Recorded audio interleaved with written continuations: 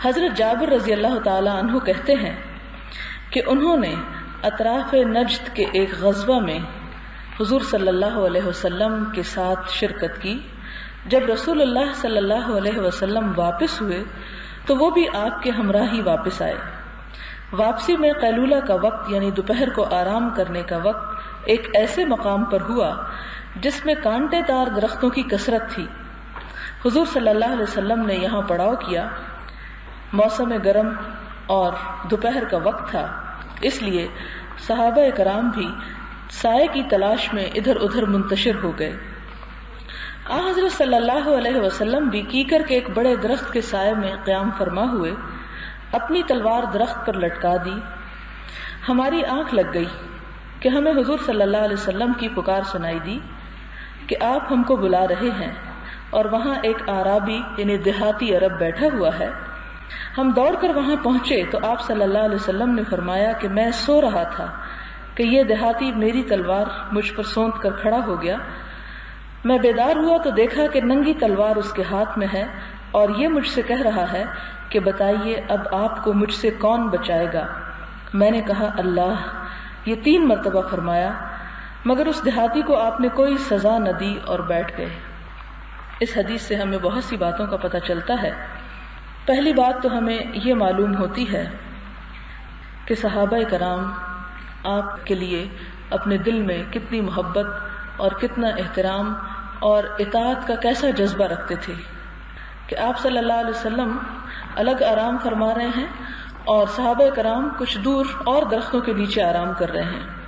اور یہاں پر وہ ذکر کرتے ہیں کہ نمنا نومتن، ابھی تھوڑے سے ہی ہم سوئے تھے، ہماری آنکھ لگی ہی تھی.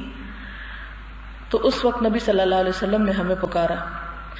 اب آپ کا پکارنا ہی تھا کہ صحابہ کرام فوراً دوڑ پڑے. اس دوڑنے سے یہ پتہ چلتا ہے کہ انہیں اللہ کے رسول صلی اللہ علیہ وسلم کا کتنا خیال تھا اور ان کی بات کا کتنا احترام اور پاس تھا.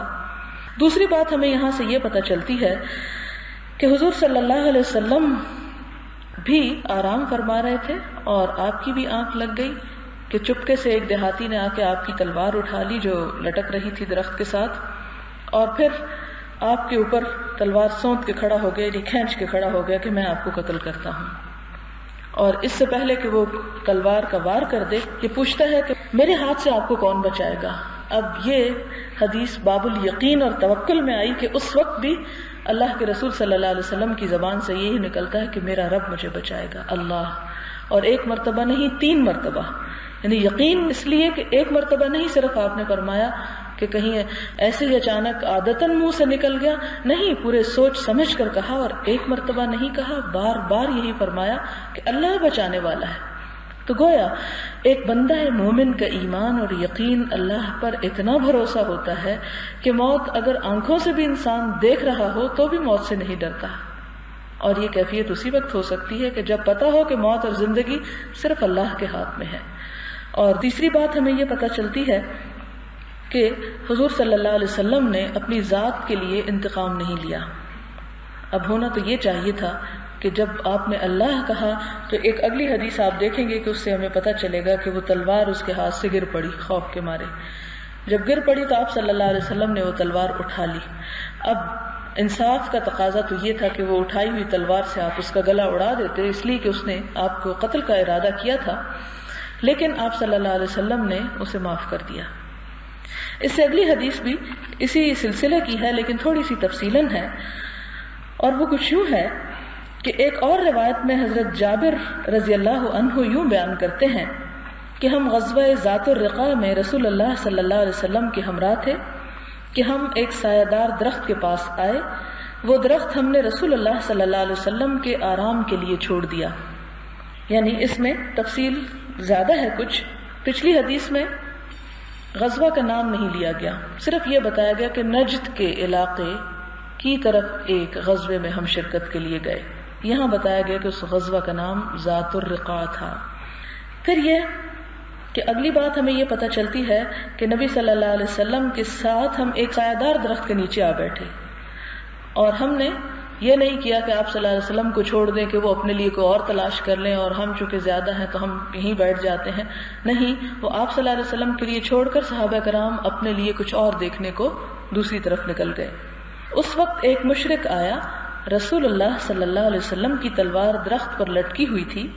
پچھلی حدیث میں ہمیں یہ نہیں پتا چلتا کہ تلوار کہاں تھی، یہاں درخت کا ذکر ہے کہ درخت کے ساتھ لٹکی ہوئی تھی.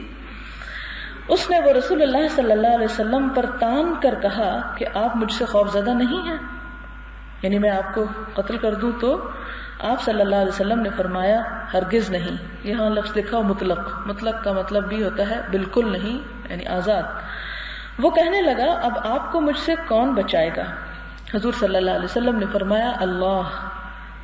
اور ابو بکر اسماعیلی محدث نے اپنی صحیح میں جو روایت ذکر کی ہے اس کے الفاظ یہ ہیں کہ اس شخص نے کہا آپ کو اب مجھ سے کون بچائے گا؟ آپ صلی اللہ علیہ وسلم نے فرمایا اللہ. تو اس کے ہاتھ سے تلوار چھوٹ گئی، یعنی ڈر کے مارے. رسول اللہ صلی اللہ علیہ وسلم نے تلوار اٹھا کر اس سے پوچھا اب تو بتا تجھ کو میرے ہاتھ سے کون بچائے گا؟ وہ کہنے لگا آپ میرے حق میں گرفت پانے والے بن جائیے.